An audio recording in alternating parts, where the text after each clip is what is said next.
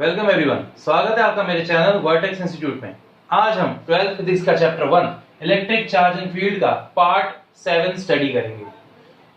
इससे पहले मैंने 6 वीडियोस बनाए हैं, उनका लिंक मैंने डिस्क्रिप्शन में दे रखा है। आज के टॉपिक्स कुछ इस प्रकार है।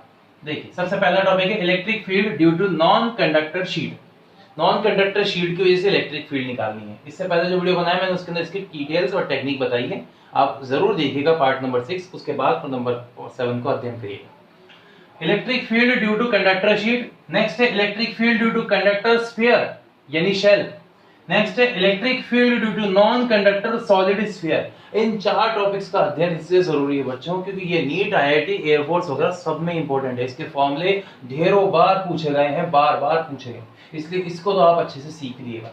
ठीक है, अब हम बात करते हैं इसके लास्ट टॉपिक। ठीक है, electric field due to non conductor solid sphere. ये थर्ड और फोर्थ बिल्कुल सेम ही है, बस इनमें क्या है, सेकंड पॉइंट तक तो सेम होता है, थर्ड पॉइंट में डिफरेंट हो जाता है। वो क्या डिफरेंस है, क्या सिमिलरिटी है, इस बात का भी आपको लास्ट में बताऊंगा। ठीक है बच्चों, इसके साथ जुड़े हुए न्यूमेरिकल्स भी कराऊंगा। तो अब ज्यादा टाइम वेस्ट ना करते हुए हम अपने पहले टॉपिक से आज के शुरू करते हैं। हाँ तो बच्चों, पहला टॉपिक है हमारा electric field due to non conductor sheet. पहली बात तो नॉन कंडक्टर शीट होती क्या है। किसी भी कागज को ले लो या फिर बात करूं मैं किसी प्लास्टिक को ले लेते हैं, उसको चार्ज देंगे तो वो क्या बन जाएगी, नॉन कंडक्टर शीट। ऐसी non conductor sheet infinite length और इनफाइनाइट ब्रेड्थ की होनी चाहिए, मतलब कि चौड़ाई और लंबाई बिल्कुल इनफाइनाइट होनी चाहिए। तो कैसे होगा इसका डायग्राम, वो देखिए आप लोग। बनाते समय ध्यान रखिएगा इन बातों का। आप इसे ऐसे बनाएंगे, ये लेंथ के बराबर, ये लेंथ इस लेंथ के बराबर, और ये एक पैरेललोग्राम की तरह बनेगा। ठीक है, ऐसा। अब इस लाइन को थोड़ा सा एक्सटेंड कर देंगे बाहर की तरफ, इसको भी एक्सटेंड कर देंगे, इसको भी और इसको भी। ये बता रहा है इनफाइनाइट वाइड।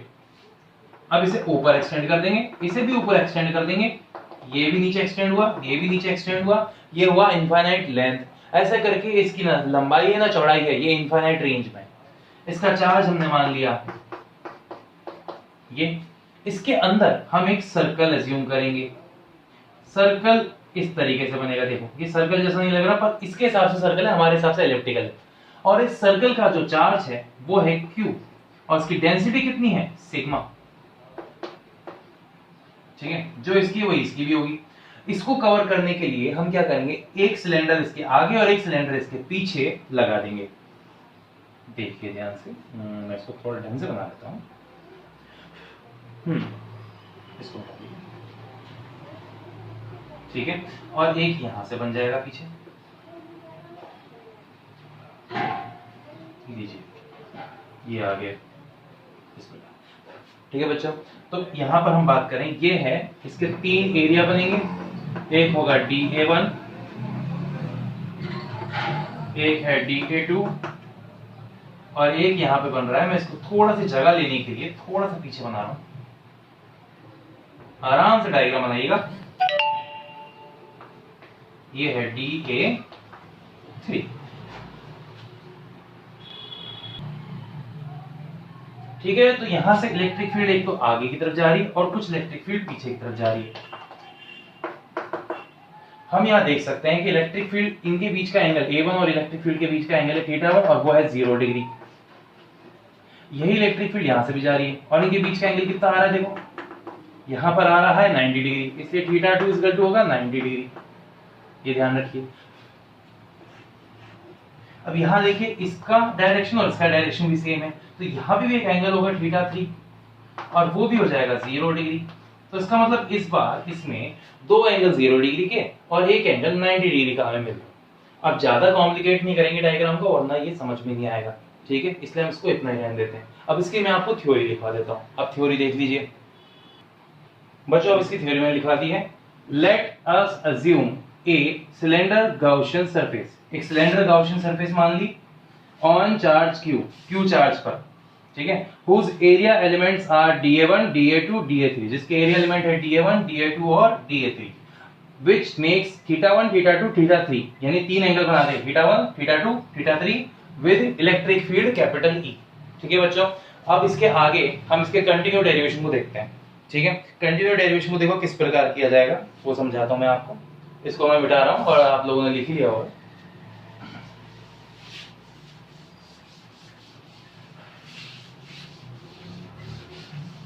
अब इसको कंटिन्यू देखते जाइए बच्चों।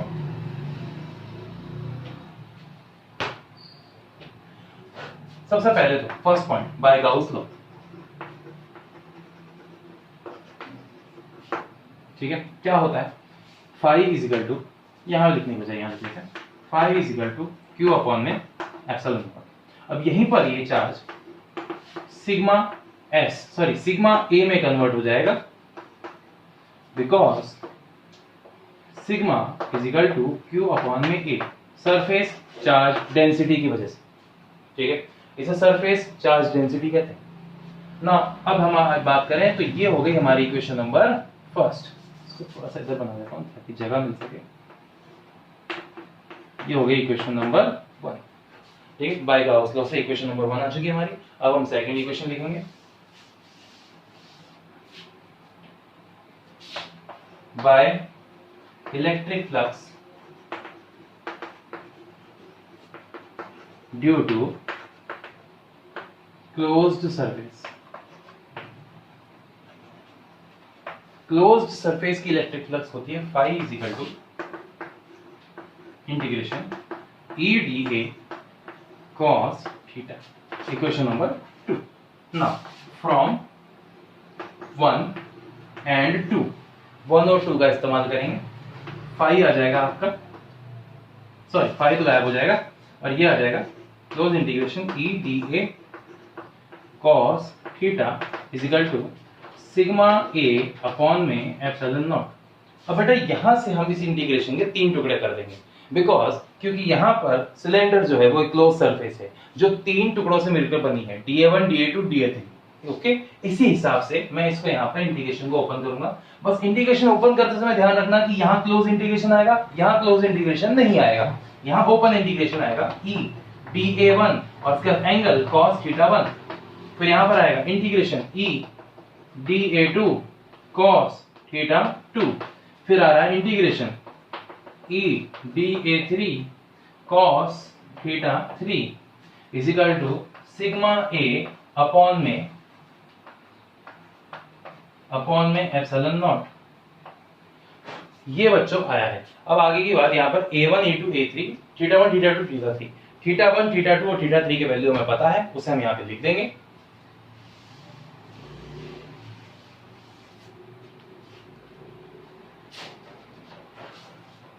E DA1 cos 0 degree, E DA2 cos 90 degree, यहाँ पर E DA3 cos 0 degree is equal to sigma A upon में एप्सिलॉन नॉट। बच्चों cos 90 वाला टर्म तो हो जाएगा कैंसिल, cos 0 हो जाते हैं 1, तो इसलिए ये बचेगा E DA1 इंटीग्रेशन में plus 0 plus integration E DA3 is equal to sigma A upon में एप्सिलॉन नॉट, ठीक है। ये चीज हो गई। अब इसको आगे सॉल्व कर देंगे। E integration DA1 plus E integration DA3 is equal to sigma A upon में एप्सिलॉन नॉट। नाउ यहाँ पे इंटीग्रेशन के बाद अब A1 DA1 तो बन जाएगा A1 और DA3 बन जाएगा A2। EA1 plus EA2 is equal to sigma A upon में एप्सिलॉन नॉट। आगे की कहानी ये होती है यहाँ पर कि यहाँ पे A1 A3 और A तीनों सेम एरिया के हैं। Here A1 is equal to A3 is equal to A is equal to pi R square, ठीक है। यहाँ पे लिख देंगे इसका value E pi R square plus E pi R square is equal to sigma pi R square upon में epsilon naught. यहाँ पे आ गया 2E पाई आर स्क्वायर, यहाँ पे sigma pi R square upon में एप्सिलॉन नॉट। भाई पाई आर स्क्वायर से पाई R square cancel, ठीक है। ये चीज तो यहाँ समझ में आ गई होगी सभी को। अब उसके बाद E का वैल्यू बचता है, वो E का वैल्यू जो आएगा वो आएगा E is equal to sigma by 2 epsilon not, ठीक। ये आती है electric field due to non conductor sheet. Non conductor sheet की वजह से ये इलेक्ट्रिक फील्ड है। और फाइनली जो इसका ग्राफ बनता है वो ये बनता है, देखिए एक कांस्टेंट लाइन। इसका मतलब ये है कि डिस्टेंस के साथ ये वेरी नहीं करता, और इसका वेक्टर फॉर्म ये हो जाएगा E vector equal to sigma by 2 epsilon naught n cap normal to the plane. इसीलिए पर यहां पर फॉर्मूले में r नहीं है, इसलिए इसे r पे डिपेंड नहीं करता। इसका मतलब ये हुआ we can get uniform electric field, हम इससे यूनिफॉर्म इलेक्ट्रिक फील्ड निकाल सकते हैं। सो इट मींस, अब लिखते हैं last line, so it means that a non-conducting conductor sheet, non-conductor charged sheet makes uniform electric field। लो बच्चों, पहला डेरिवेशन यहाँ पे समाप्त होता है, ठीक है, ये इंपॉर्टेंट था। अब इसके बाद दूसरे डेरिवेशन की बारी आती है, उसे देखिए आप लोग। तो बच्चों नेक्स्ट टॉपिक है हमारा electric field due to conductor plate यानी शीट, ठीक है। इसका भी डायग्राम वैसे ही बनेगा, बिल्कुल सेम टू सेम पहले वाले की तरह, कुछ अलग नहीं है, बस थोड़ा सा फर्क आएगा इसके अंदर। फर्क ये होगा कि इसके अंदर कुछ ना कुछ मोटाई होती है, हल्की फुल्की सी इस मोटाई की वजह से यहां पर जो हम पीस लेते हैं, ठीक है, वो ऊपर की साइड में ही सिर्फ कवर होता है, अंदर की साइड में कवर नहीं होता। अगर मैं अंदर की तरफ जाऊंगा भी तो फिर मुझे एक बहुत ही छोटा सा यहाँ पे क्या लेना पड़ेगा, बहुत ही हल्का फुल्का सा, ये देखिए एक छोटा सा सिलेंडर लेना पड़ेगा, जहां अंदर इलेक्ट्रिक फील्ड कितनी है, E inside is equal to 0। Electric field inside the conductor is always 0, ये आपको पहले भी बताया हुआ है मैंने, ठीक है बच्चों। ये चीज हुई, अभी खत्म नहीं होता है टॉपिक, अभी शुरू हुआ है अभी तो। नेक्स्ट चीज ये है, इसकी डायरेक्शन यहाँ से, अब ऐसा लग रहा है कि रियल है बिल्कुल 3D, हाँ कैमरा जैसा लग रहा है, मैं जानता हूँ। ओके नाउ नेक्स्ट, यहाँ पर इसको है ना चार्ज क्यू मान लिया हमने। अब इसके आगे की बात करते हैं, तो इसका एक और सेकंड डायग्राम भी है, वो भी आपको बता देता हूँ मैं। ये क्या है, इस डायग्राम में आपको फुल क्लियरिटी नहीं दिखने वाली, ठीक है, यहाँ से आपको पूरी डिटेल्स नहीं मिल सकती, तो इसीलिए मैं इसका एक एक्स्ट्रा डायग्राम जो है, मेन डायग्राम, वो भी बना के दिखा रहा हूँ आपको, ठीक है। ये मान लीजिए मैंने कोई कंडक्टर बना दिया, और उस कंडक्टर का ये मैंने एक छोटा सा एरिया ले लिया है, उस पे मैंने सिलेंडर ड्रॉ किया है। अब देखिए जो चीज, कंडक्टर के अंदर जो इलेक्ट्रिक फील्ड होती है वो 0 होती है, ठीक है। तो यहां पर एरिया लेंगे आप, यहां पर होगा dA1, ठीक है, यहां पर एरिया लेंगे आप, वो होगा dA2, ठीक है। इलेक्ट्रिक फील्ड यूं ही गई यहां से E, और यहां से इलेक्ट्रिक फील्ड यूं, और अंदर इलेक्ट्रिक फील्ड है ही नहीं, तो यहां पर एरिया वेक्टर तो बन जाएगा dA3, पर यहां एंगल कितना होगा उसका पता नहीं। अब एंगल यहां पर बात की जाए तो θ1 जो यहां पर एंगल बन रहा है वो है 0 डिग्री का, ठीक है। θ2 जो एंगल बन रहा है वो है 90 डिग्री का, ये भी सही है। पर अंदर एंगल कितना है, θ3, उसका हमें कुछ पता ही नहीं। कई लोग इसे 0 डिग्री लिखवाते हैं, पर 0 डिग्री होता नहीं बच्चों, क्योंकि अंदर इलेक्ट्रिक फील्ड ही नहीं है, तो उसके साथ बनेगा क्या, ठीक है, ये लॉजिक है। और ये मैंने इसको चार्ज कर दिया,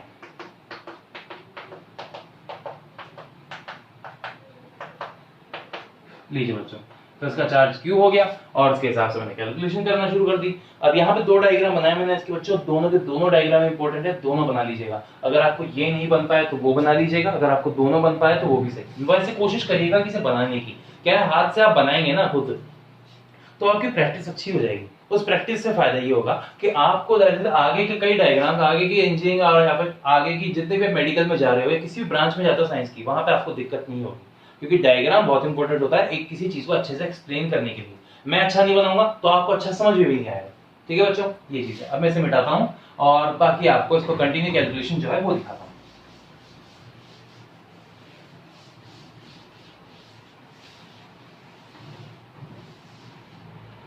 हाँ, इसकी थ्योरी बिल्कुल सेम टू सेम है पहले वाले की, कुछ अलग नहीं है, बिल्कुल डिट्टो की डिट्टो सेम रहेगी थ्योरी तो। चलो छोड़ो, ठीक है, मैं आपको लिखवा देता हूँ उसकी थ्योरी। ठीक है बच्चों, let us assume a cylindrical Gaussian surface around charge q which makes area element dA1 dA2 dA3 which makes theta1 theta2 theta3 with angles of electric field capital E। ठीक है, सेम टू सेम थ्योरी है, कुछ change नहीं है, बस वो दिखा दिया मैंने आपको। अब मैं इसको आगे आपको कंटिन्यू जो भी डेरिवेशन चल रहा है, ठीक है, वो आपको दिखाता हूँ। कंटिन्यू उतारेंगे बच्चों सभी के सभी। सबसे पहला फर्स्ट पॉइंट वही Gauss law, by Gauss law. Gauss law से फाई इज इक्वल टू होता है q अपॉन में एप्सिलॉन नॉट, फाई हो जाएगा सिग्मा a अपॉन में एप्सिलॉन नॉट। इक्वेशन नंबर 1 हो गई, क्योंकि सिग्मा होता है q अपॉन में e। मेरे आगे पहले की वीडियोस हैं, ओके, उनमें आप देखिएगा, जरूर मिल जाएगा आपको अच्छे से ना। फर्स्ट पॉइंट हो चुका है। दूसरा point,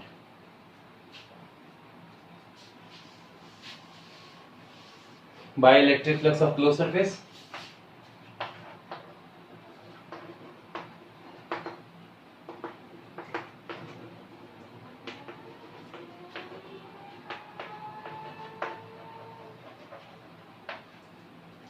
phi is equal to integration e dA cos theta, equation number 2।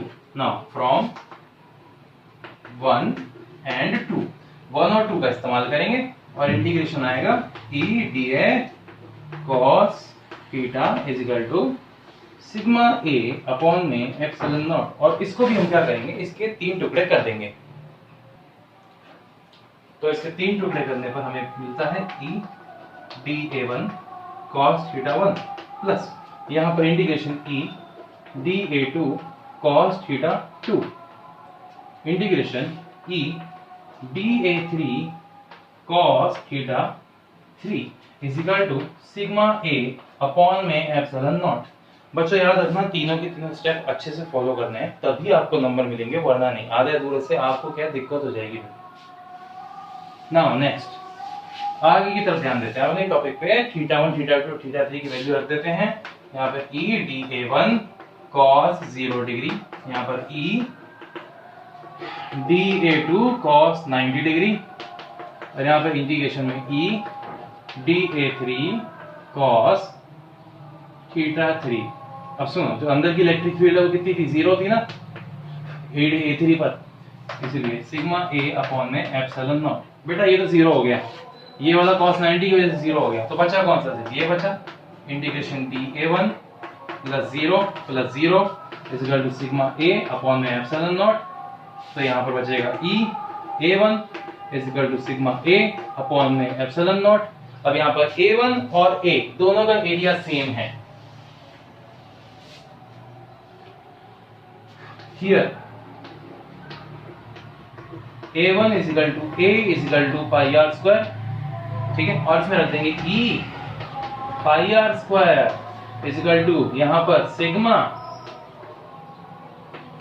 pi r square upon में एप्सिलॉन नॉट। बेटा पाई आर स्क्वायर से पाई आर स्क्वायर कैंसिल, और अपने पास e का फॉर्मूला जो आता है वो आता है सिग्मा बाय एप्सिलॉन नॉट। बस इसमें 2 नहीं है, ठीक है, ये ध्यान रखिएगा।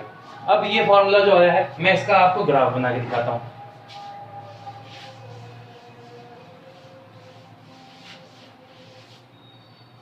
इसका ग्राफ कैसा बनेगा देखिए, सेम टू सेम, कुछ फर्क नहीं है, वही का वही है, बिल्कुल सेम टू सेम ग्राफ हुआ, ठीक है कि नहीं। ओके, नाउ नेक्स्ट, अब यहां पे इसकी वेक्टर फॉर्म, वेक्टर फॉर्म के अंदर अगर बात करें तो ये आ जाएगा E vector is equal to sigma by epsilon naught N cap. लीजिए भाई, ये आ गया सेकंड डेरिवेशन कंप्लीट। अब मैं आपको थर्ड डेरिवेशन दिखाता हूं बच्चों।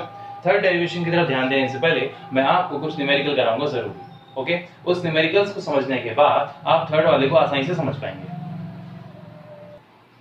तो जो पहला क्वेश्चन है आपके सामने, two parallel lines TWO, two parallel line charge Q1 और Q2 are given, find the force on per unit length, ठीक है कि नहीं। पैरेलल लाइन से जैसे मैं आपको डायग्राम समझाता हूं और उसको क्या निकालना है वो भी समझाता हूं। यहां पर इनफाइनाइट लेंथ की दो लाइन चार्ज है, एक लैम्डा 1 है और एक लैम्डा 2 है, और उनके बीच का डिस्टेंस हम मान लेते हैं d है। हमें क्या करना है, df अपॉन में dl निकालना है, यानी df अपॉन में dl, फोर्स पर यूनिट लेंथ। ये हमारा काम है। अभी कैसे होगा उसको मैं समझाता हूं आपको, इसको सही देखते जाइए, समझते जाइए। बहुत इंपॉर्टेंट क्वेश्चन है, कई बार पूछा गया है।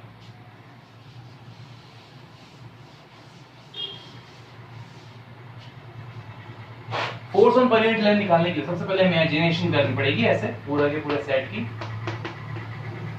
नहीं, ज्यादा पास हो गया।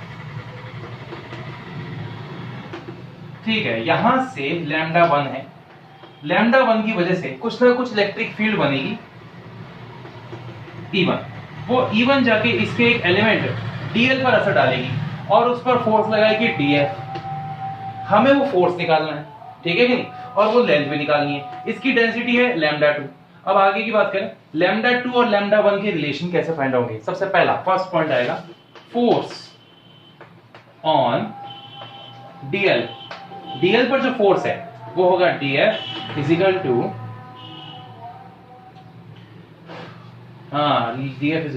dl का एक और चीज बताना भूल गया, dl का चार्ज होगा dq। ठीक है, तो ये होगा E1 dq। Okay, now df का फॉर्मूला बन जाएगा E1, ठीक है, और dq बन जाएगा लैम्डा 1 लैम्डा 2 dl। ऐसा क्यों? dq यहां पर लैम्डा 2 की वजह से जनरेट हो रहा है, ठीक है, यहां पर होगा because lambda 2 is equal to dq upon में dl। लो बच्चों, पहला पॉइंट तो ये हो गया, ठीक है। अब यहां से बात करें dl को इसके नीचे ले आओ, तो df अपॉन में जो dl आ रहा है वो आ रहा है हमारा E1 लैम्डा 2। ये हो गई इक्वेशन नंबर 1। ये हमारी इक्वेशन नंबर 1 आ चुकी है। यहां तक तो इक्वेशन नंबर 1 तक हमने फॉर्मूला फाइंड आउट कर लिया, इजी ना। अब इसके आगे E1 किसकी वजह से जनरेट हो रही है? लैम्डा 1 की वजह से जनरेट हो रही है।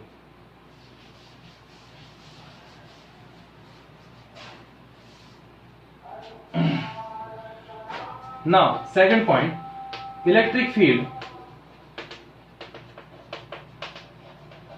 E1 due to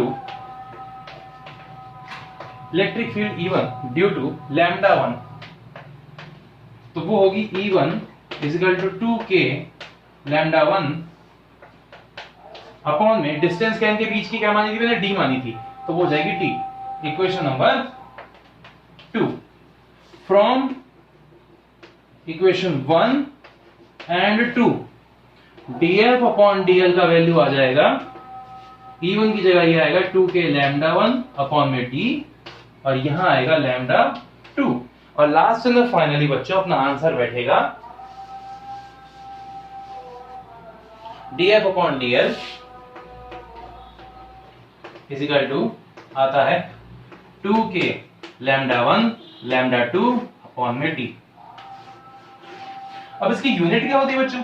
इसकी यूनिट इंटरेस्टिंग है, इसकी यूनिट होती है न्यूटन पर मीटर।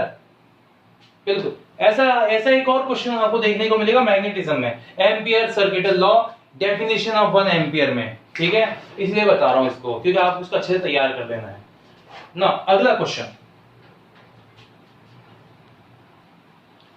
ठीक है बच्चों, अगला क्वेश्चन नंबर 2 है find the electric field due to circular loop charge on axis and at centre. मतलब एक सर्कुलर लूप ले लिया जाएगा ऐसे, ठीक है, उसको चार्ज दिया जाएगा और उसकी वजह से एक तो एक्सिस पर, ये एक्सिस होता है, मतलब इसके सेंटर से गुजरने वाली परपेंडिकुलर लाइन एक्सिस कहलाती है, और यहां पर एक तो इसको बोलेंगे ई ए, ई एक्सिस, ठीक है, और इसको बोलेंगे E C. Okay, electric field at centre, हमें ई ए और ई सी दोनों का वैल्यू निकालना है, ये करना है आज। ओके, तो कैसे होगा ये? सबसे पहले हम ई ए को फाइंड करेंगे, फिर ई सी को फाइंड करेंगे। ई ए को फाइंड करने के लिए देखिए, सबसे पहले आप यहाँ पर एक एलिमेंट मानेंगे चार्ज का, यहाँ पर होगा dl और उसका चार्ज होगा dq। उससे इलेक्ट्रिक फील्ड बनेगी यहाँ पर r डिस्टेंस पे, x डिस्टेंस पे और रेडियस r पर, और कितना एंगल पर बच्चों? अल्फा। देखो ध्यान से, अल्फा, अच्छे से एंगल बनाना है, बन गया अल्फा एंगल से। मेरे ख्याल से आपको ये दिख ही रहा होगा।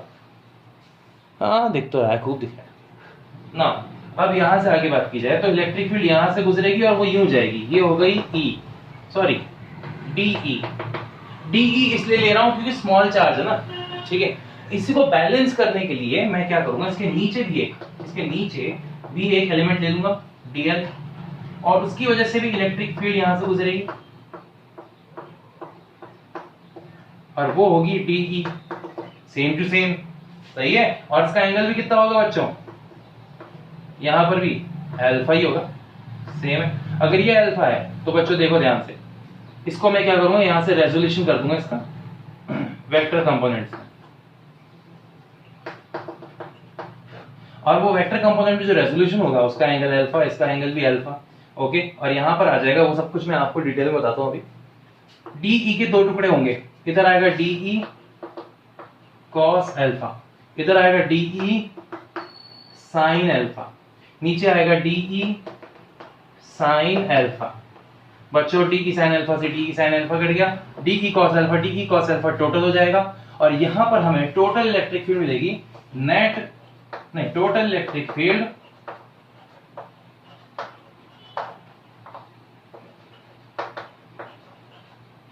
एट एक्सिस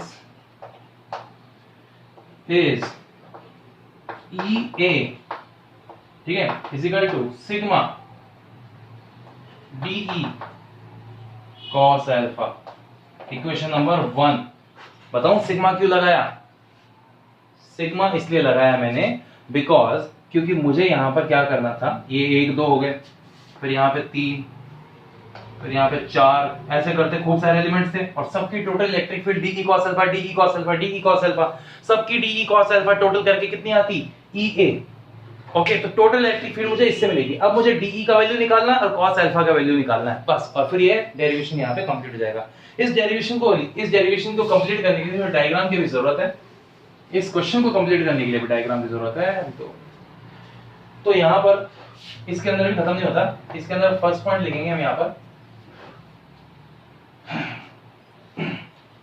नहीं फर्स्ट पॉइंट तो ये रहा, इसे उतारो, सेकंड इसे करो, आसान हो जाएगा। और ना electric field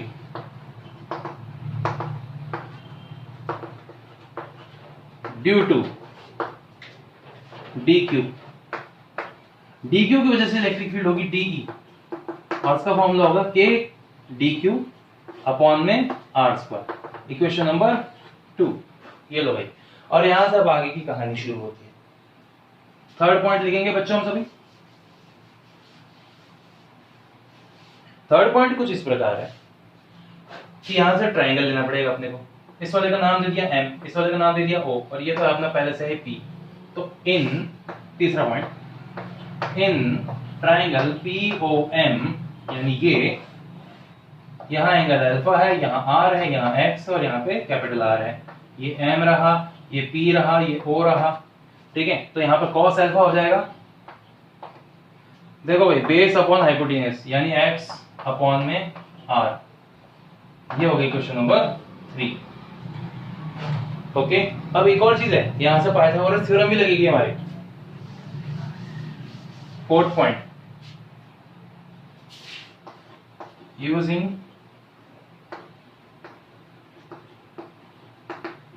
Pythagoras theorem,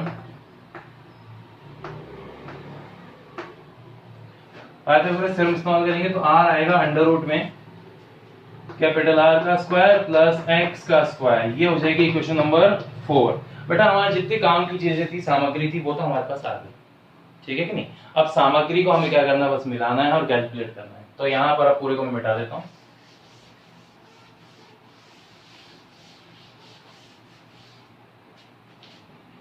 now from equation 1 2 3, 1 2 और 3 को ध्यान से देखिएगा।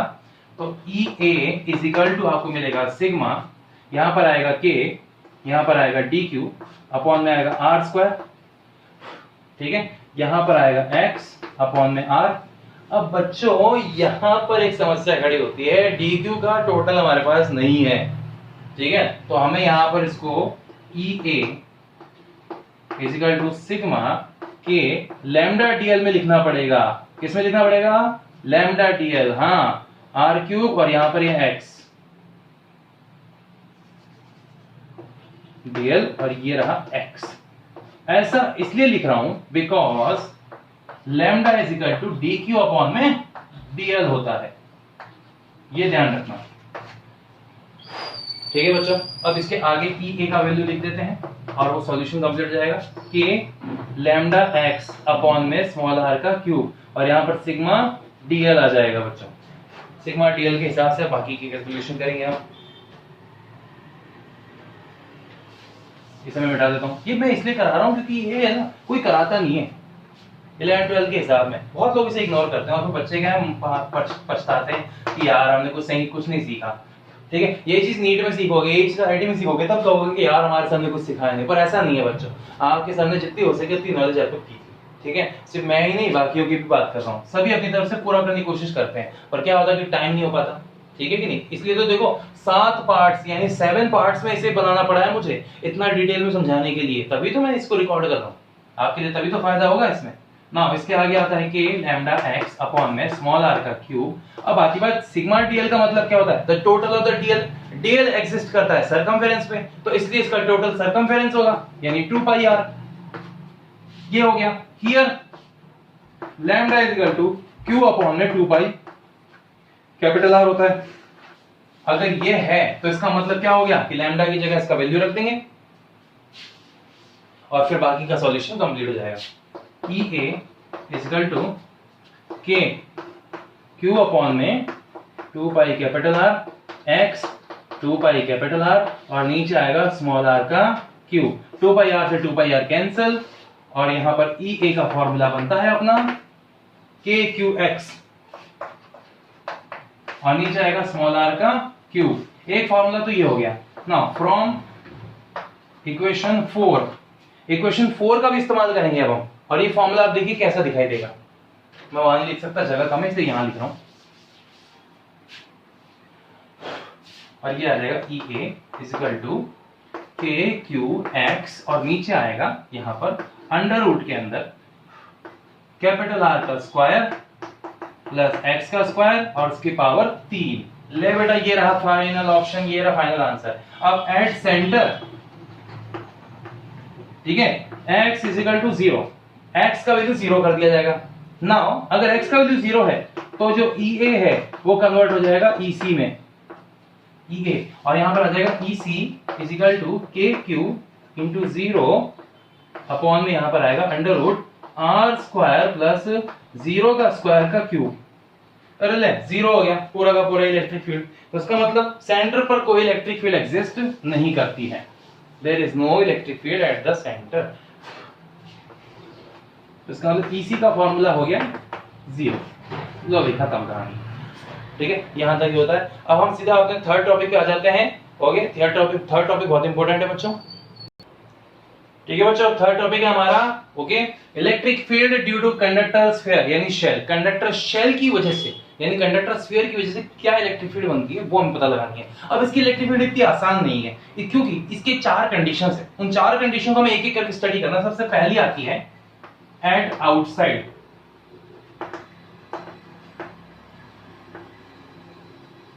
Okay, at outside small R का वैल्यू कैपिटल आर से इंक्रीज होता है और इसका डायग्राम देखो ऐसे बनता है। बच्चों ध्यान देना, ठीक है।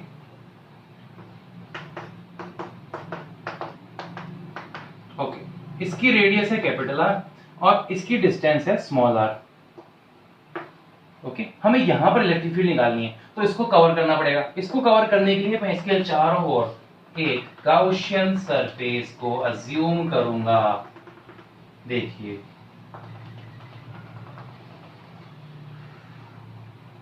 ये आप देख सकते हैं। आप थोड़ा डायग्राम में मिस्टेक हो सकती है। नहीं, डायग्राम में तो क्या है एक्चुअली में ये चीज ना बनती आसानी से। सर्कल है यार, सॉरी ये मतलब स्फीयर है ना। अब हम बात करें पी पॉइंट पर हमें इलेक्ट्रिक फील्ड निकालनी है तो इस पर एरिया बनाएंगे हम। इलेक्ट्रिक फील्ड तो यूं गई और इसका एरिया वेक्टर DA1 भी DA भी ऐसे ही गया। इसका मतलब थीटा कितने डिग्री का हो गया? 0 डिग्री का हो गया। लो भाई, ये तो हो गया पहला पॉइंट। ठीक है, ये चीज ओके। ऐसा ही सेम टू सेम हर जगह पर भी होगा। देखो यहाँ पर भी यहां पर भी, यहां पर भी,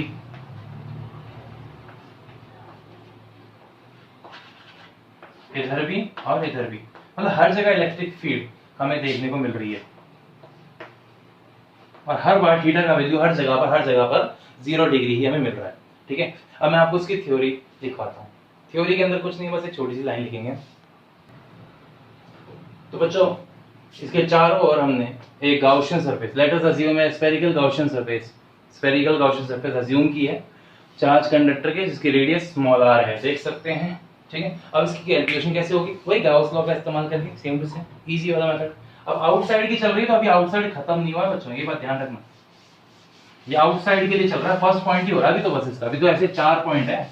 ठीक है, तो 3 और बाकी हैं, इसके अंदर ये सब चीज अभी डिटेल में पढ़ेंगे। अब देखिए कैसे होता है वो समझाता हूँ। सबसे पहला पॉइंट, ठीक है, बाय गाउस लॉ। ठीक है, Q is equal to phi is equal to Q by epsilon not, equation number 1। Now second point, by electric flux phi is equal to integration EdA cos theta, equation number 2। दोनों को बराबर कर देंगे from 1 and 2, integration EdA cos theta is equal to Q upon में epsilon not. ठीक है बच्चों, यहां तक की बात आती है। अब इसके आगे क्या होता है कि E तो बाहर आ जाएगा और थीटा वैल्यू 0 हो जाएगी। E बाहर, इंटीग्रेशन DA, और यहाँ पे cos 0 डिग्री। ठीक है, क्योंकि थीटा 0 डिग्री था ना हर जगह, इसलिए। Now Q by epsilon not. अभी तक फर्स्ट पॉइंट खत्म नहीं हुआ, अभी तक फर्स्ट पॉइंट आधा ही हुआ है। ठीक है, यहां तो उतार लिया होगा बच्चों आप लोगों ने, मैं इसे मिटाता हूं।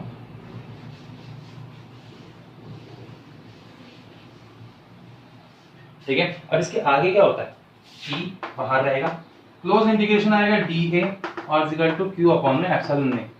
इसमें टुकड़े करने की जरूरत नहीं है, बिकॉज स्फेरिकल सरफेस एक सिंगल सरफेस है। ओके, तो उसका वैल्यू अपने आप में ही होता है, तो टोटल सरफेस आएगा इसके अंदर E, यहाँ पर A और यहाँ पर Q अपॉन में एप्सिलॉन नॉट। ठीक है, नाउ हियर A होता है 4 पाई r स्क्वायर, 4 पाई r स्क्वायर, क्या बोलेंगे इसे, TSA ऑफ स्फीयर। स्फीयर का TSA होता है ना बच्चों, टोटल सरफेस एरिया, पढ़ा होगा आपने 10th में, अगर 10th पढ़िए तो ढंग से। उसके फॉर्मूले के हिसाब से तो यहाँ पर E आ जाएगा और यहाँ पे 4 पाई r स्क्वायर और यहाँ पे Q upon epsilon not. Okay, next 4 pi r square नीचे जाएगा और E इज इक्वल टू हो जाएगा Q अपॉन में 4 pi epsilon not r square. इसको शॉर्ट में लिख सकते हैं ऐसे, E नॉट। ठीक है, क्यों, क्योंकि E को मैंने लिख दिया है E नॉट या E आउटसाइड, तो ये हो जाएगा K Q अपॉन में R स्क्वायर। वैसे ढंग से लिख देता हूँ अच्छे से, वरना समझ नहीं पाएंगे। E not is equal to K Q upon में R स्क्वायर। लो जी बच्चों, ये पहला पॉइंट हुआ कंप्लीट।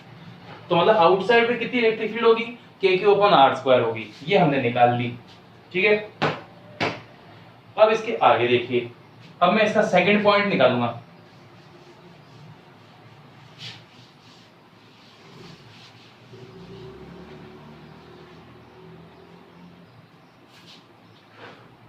दूसरा पॉइंट है एट सरफेस।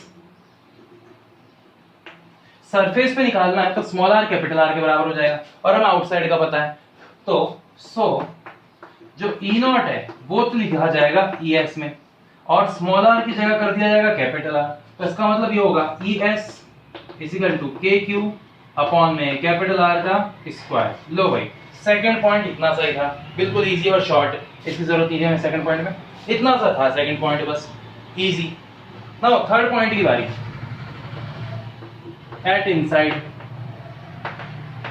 इनसाइड में बात करूं तो स्मॉल r का वैल्यू कैपिटल R से कम हो जाएगा। अगर स्मॉल r का वैल्यू कैपिटल R से कम है तो इसका मतलब ये होगा, ये रहा कैपिटल R का रेडियस का स्फीयर, और ये रहा स्मॉल r जिसका छोटा स्फीयर, अब बात करें चार्ज, तो सारा का सारा बाहर बाहर आ गया, इसके चार्ज तो कितना है अंदर, 0। अगर इसके अंदर चार्ज ही 0 है, ठीक है, तो भाई इलेक्ट्रिक फील्ड भी कितनी हो जाएगी अपने आप, वो भी 0 हो जाएगी। देखिए कैसे,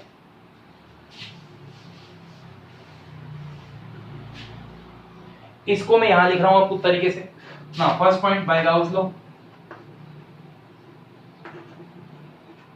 phi is equal to Q upon में एप्सिलॉन नॉट होता है, क्यू ही 0 हो गया, तो इसका मतलब फाई भी कितना हो गया, 0। तो दूसरा पॉइंट बाय इलेक्ट्रिक फ्लक्स,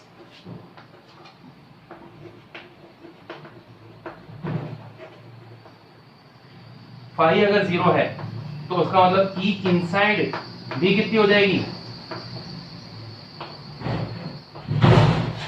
मैं इसे ढंग से लिख देता हूं ना, by electric flux phi is equal to close integration E D A cos theta, ये हो जाएगा।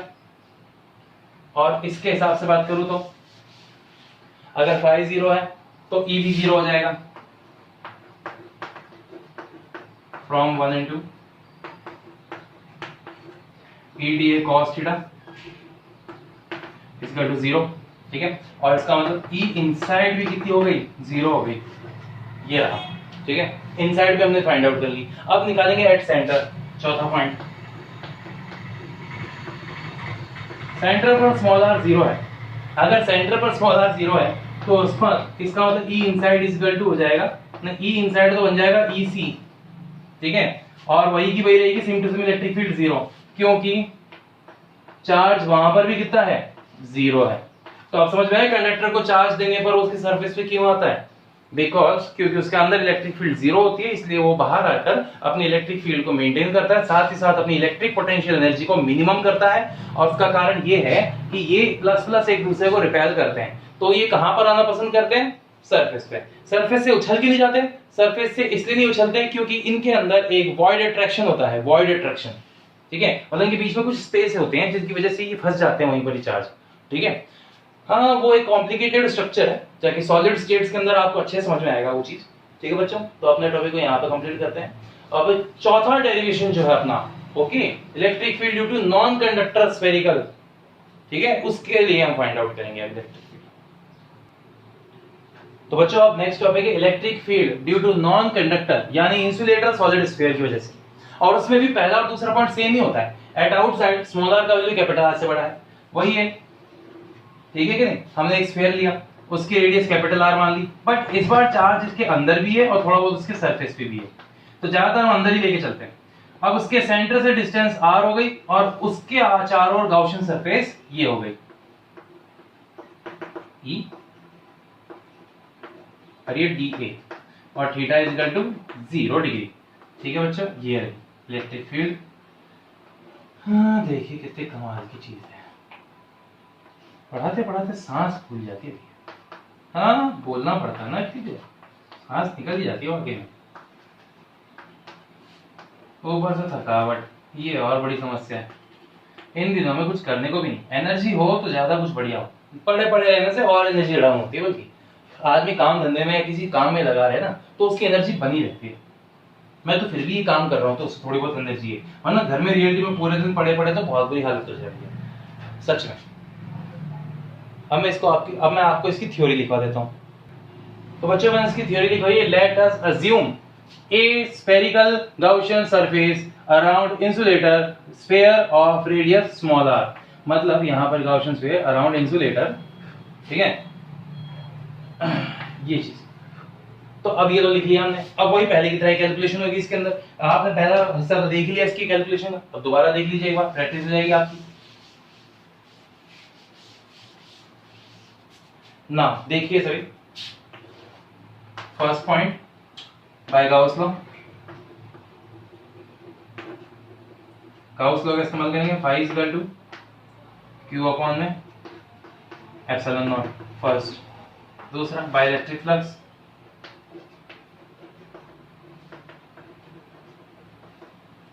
Phi is equal to close integration E D A cos theta. Equation number 2, यहां से फ्रॉम 1 and 2 1 और 2 का इस्तेमाल करेंगे, दोनों को बराबर करेंगे और वही पहले की तरह कैलकुलेशन सेम यार, बिल्कुल ही पता नहीं क्यों देते हैं यार, Q अपॉन में एप्सिलॉन नॉट। और फिर यहाँ पर E को रखेंगे, यहाँ पर इंटीग्रेशन में होगा dA cos 0 degree Q upon में एप्सिलॉन नॉट, बताया था Q 0 डिग्री होता है इस वजह से। नाउ इसके आगे की बात करें, अब यहाँ पर बचेगा E, इंटीग्रेशन बचेगा dA और एक Q अपॉन में एप्सिलॉन नॉट। अब जो इंटीग्रेशन होता है dA का वो होता है 4πr²,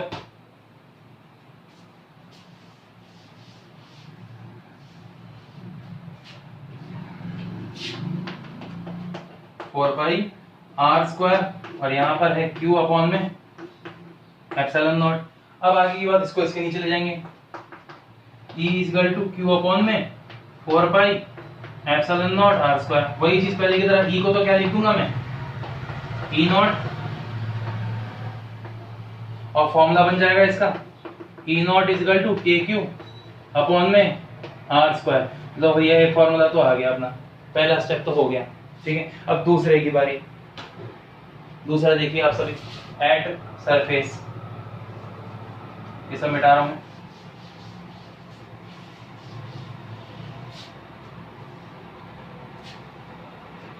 दूसरा point at surface, small r बन जाएगा कैपिटल R, ठीक है। तो यहाँ पे E नॉट जो है वो ट्रांसफॉर्म हो जाएगा E s में और स्मॉल r की जगह रख दिया जाएगा कैपिटल R, ठीक है। तो इसका फॉर्मूला हो जाएगा E s equal to KQ upon में कैपिटल R का स्क्वायर। ले, ये आ गया सेकंड पॉइंट, इजी। कहानी क्या होती है, अब इसके थर्ड पॉइंट की बारी। सेकंड भी इजी था, थर्ड पॉइंट इसका अब दिक्कत करता है, ये है सबसे बड़ा बचा हुआ काम, ठीक है कि नहीं। और इसमें थोड़ा ज्यादा दिमाग लगाना है, आखिरी यही एक बहुत इंटरेस्टिंग है। तीसरा एट इनसाइड, इनसाइड के लिए स्मॉल r का वैल्यू जो है कैपिटल R से छोटा होगा और फिर यहाँ पर मैं एक बड़ा सा स्फीयर बनाऊंगा, देखिए यहाँ पर सभी, और फिर उसमें एक छोटा स्फीयर बनाऊंगा। बड़ा वाला स्फीयर जो है वो तो है एक्चुअल इंसुलेटर और छोटा वाला है वो है गाउसियन सरफेस। हाँ ये है गाउसियन सरफेस, ठीक है, इसलिए इसका ध्यान रखना। और इलेक्ट्रिक फील्ड से तो निकल ही रही है, उसको तो मारोगे, ये तो इतना इंपॉर्टेंट नहीं। तो यहाँ पर इलेक्ट्रिक फील्ड की बात करें, इसमें दो चार्ज होंगे, बड़े वाले का चार्ज होगा Q और छोटे वाले का चार्ज होगा Q डैश, यानी Q प्राइम। ओके, इसे प्राइम भी बोलते हैं, Q प्राइम, Q डैश। इसके अंदर एक बहुत ही कॉन्सेप्ट वाली चीज है, वो है नॉर्मल चीज, जैसे बोलते हैं volume charge density by volume, first point लिखेंगे by volume charge density, DENSITY by density, rho is equal to, ये होगा Q अपॉन में V, ठीक है, मतलब चार्ज अपॉन वॉल्यूम। अब वॉल्यूम ऑफ स्फीयर है ना, इस्तेमाल करेंगे यहाँ पर, तो यहाँ पर रो हो जाएगा Q अपॉन में 4/3 पाई कैपिटल R का Q। ये होगा बड़े गोले के लिए, मतलब बड़े वाले स्फीयर के लिए। और फिर हम बात करें इसका छोटा स्फीयर, Q डैश है उसका चार्ज है Q डैश और उसकी रेडियस है स्मॉल r, तो 4/3 पाई स्मॉल r का Q, ठीक है। यहाँ दिख रहा है, अगर मैं इन दोनों को बराबर करूं, इन दोनों को ध्यान से देखूं, तो 4/3 पाई से 4/3 पाई कैंसिल, और फिर मुझे यहाँ पर Q डैश का आंसर मिलेगा। Q डैश आएगा Q, स्मॉल r का Q और कैपिटल R का Q। इक्वेशन नंबर 1 मिल गई मुझे चार्ज मिल गया अंदर वाले का चार्ज मुझे मिल गया। ओके, ये करने से बाय वॉल्यूम चार्ज डेंसिटी। और बच्चों इसको मत भूलना, वरना ये भूल गए तो सब भूल जाओगे। इसका डेरिवेशन पूछा जाता है बहुत बार पूछा जाता है, ध्यान रख लेना इसका, ठीक है। अब मैं इसको मिटा देता हूं और बाकी के हिस्से को पूरा करते हैं। Now electric field, second point वैसे electric field FIE, okay, due to Q dash charge, charge वो कितनी होगी, EI, E इनसाइड, और वो होगी K Q डैश अपॉन में स्मॉल r का स्क्वायर। ठीक है, ये हो गया क्वेश्चन नंबर 2। अब 1 और 2 में क्यू डैश का वैल्यू रख देंगे और आंसर आ जाएगा। बस इतनी सी कहानी थी ना। इसको आगे मैं मिटा देता हूँ यहाँ से। फ्रॉम 1 and 2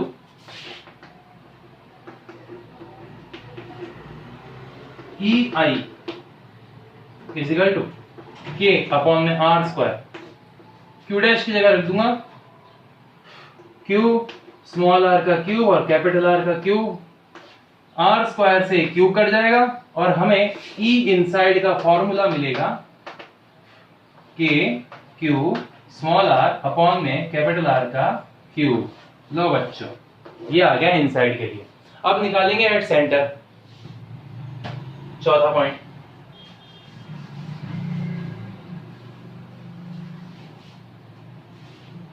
चौथा पॉइंट है एट सेंटर, स्मॉल आर का वैल्यू 0। ठीक है, तो इसका मतलब जो ई आई है उसे तो मैं लिख दूंगा ई सी, ठीक है, और स्मॉल आर को लिख दूंगा 0, जिसका अर्थ ये होगा कि ई सी इज इक्वल टू के क्यू इंटू 0 अपॉन में कैपिटल आर का क्यूब। और ऐसे ई सेंटर पर जो इलेक्ट्रिक फील्ड होगी वो कितनी होगी? 0 होगी। ये लो बेटा, ठीक है, ये सारे के सारे पॉइंट यहाँ पे समाप्त होते हैं। एक छोटा सा न्यूमेरिकल है, वो मैं आपको बता देता हूं और उसके बाद आज का टॉपिक फिर हम समाप्त कर देंगे। बच्चों यहाँ पे ध्यान रखना, यहाँ पे 3 नहीं था, 4 था। ठीक है, पूरे डेरिवेशन में यहाँ पे 4th डेरिवेशन चल रहा था, electric field due to non conductor insulator solid sphere का, इसलिए यहाँ पर 4 था ना कि 3 था। ठीक है, इसलिए इसका ध्यान रखना, ये थोड़ी सी अपने से ऐसे तो ध्यान नहीं रहा था। ओके बच्चों, तो बच्चों एक न्यूमेरिकल दिया हुआ है, find the electric field at 10 centimetre. 10 centimetre पे इलेक्ट्रिक फील्ड निकालनी है जब when electric field is 30 volt per metre is given at 25 centimetre. 25 centimetre पर 30 वोल्ट पर मीटर की इलेक्ट्रिक फील्ड दी गई है और जो डायमीटर है चार्ज स्फीयर का, सॉलिड चार्ज स्फीयर का यानी नॉन कंडक्टर, ध्यान रखना, is 40 centimetre. 40 centimetre given. Okay, solid non charge non conducting लिख लो।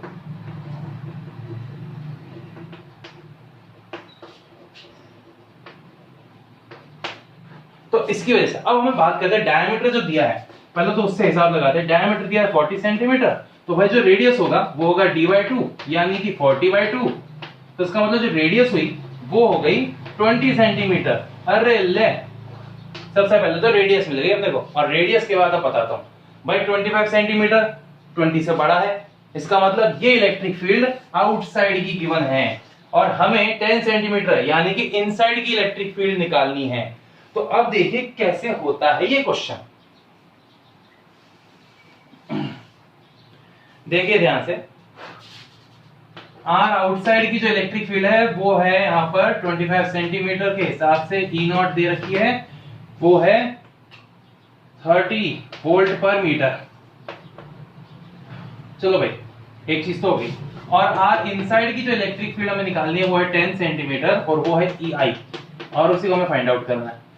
तो चलो भाई इनके फॉर्मूले लगा देते हैं, इनके हिसाब से इनके हिसाब से इनके फॉर्मूले लगा के सॉल्यूशन कर देते हैं, इजी। सबसे पहले तो ई नॉट का फॉर्मूला, ई नॉट का फॉर्मूला था के क्यू अपॉन में आर का स्क्वायर। आर नॉट लिख लो, क्या फर्क पड़ेगा। तो भाई ये रहा, अब आर नॉट का वैल्यू कितना है यहाँ पर के क्यू, और यहाँ पर हम कितना लिखेंगे 25। चलो आर नॉट ही रहने दो अभी, मरने तो इक्वेशन नंबर 1 कर दो, इससे आसान हो जाएगा। और फिर यहाँ पर बात करते हैं ई आई की। ई आई का फॉर्मूला क्या होता है, के क्यू आर आई अपॉन में कैपिटल आर का क्यूब, यही होता है, बिल्कुल सही। हमें ई आई निकालना है, ठीक है, तो यहां से हम क्या करेंगे, दोनों को डिवाइड कर देंगे। इक्वेशन 2 डिवाइड कर देंगे उसे इक्वेशन 1 से, तो इसका मतलब ई आई अपॉन में ई नॉट। ई आई का फॉर्मूला आया के क्यू आर आई अपॉन में कैपिटल आर का क्यूब, और नीचे आएगा के क्यू अपॉन में आर नॉट का स्क्वायर। के क्यू से के क्यू कैंसिल, और फिर उसके बाद ई आई अपॉन में ई नॉट हमें मिलेगा यहां से आर आई आर नॉट का, आर आई आर नॉट का स्क्वायर और नीचे कैपिटल आर का क्यूब। ठीक है, यहां तक तो बात आपको समझ में आ गई होगी। अब आगे की कहानी, बाकी सब चीजें तो हमारे काम की थी। यहां से आखिरी आंसर निकाल लेंगे ई आई। ई आई आ जाएगा आर आई, आर नॉट का स्क्वायर, ई नॉट और नीचे कैपिटल आर का क्यूब। सब वैल्यू दे ही रखे हैं बच्चों। आर आई का वैल्यू कितना है 10, आर नॉट का वैल्यू कितना है 25, ई नॉट का वैल्यू कितना है 30 और नीचे आएगा आर क्यूब 20 इंटू 20 इंटू 20। अब इसे सॉल्व कर दीजिए। देखिए 0 से 0 कैंसिल, दिस 0 से दिस 0 कैंसिल और इसका आंसर है 625 गुणा 3। इसका मल्टीप्लाई करके आंसर हाँ 1875 अपॉन में 8। और अब इसे डिवाइड कर देंगे। ठीक है, डिवाइड करके इसका आंसर बैठेगा यस आ गया। E I is equal to 234 point approximate लगभग 375 न्यूटन पर कूलम। लीजिए भाई, ये इसका इलेक्ट्रिक फील्ड, इसका आंसर आ जाता है। और हमारा ये चैप्टर जो 1 है इलेक्ट्रिक चार्ज एंड फील्ड यहीं पे कंप्लीट होता है। ठीक है, चैप्टर इसके बाद अब कोई पार्ट नहीं होंगे। अब हम नेक्स्ट चैप्टर को स्टडी करेंगे। ठीक है, नेक्स्ट चैप्टर के लिए ओके जो बेसिक था वो इस चैप्टर में हमने बता दिया है। अभी तक जितने बच्चों ने मेरे चैनल को लाइक और सब्सक्राइब नहीं किया है कृपया लाइक और सब्सक्राइब करें। ठीक है, थैंक यू। आप लोगों का ऐसी हिम्मत और ऐसा प्यार मिलता रहेगा तो बहुत तरक्की करेंगे। Thank you for your love, support and subscribe. All the best for your future, all the best for your career. Thank you बच्चों।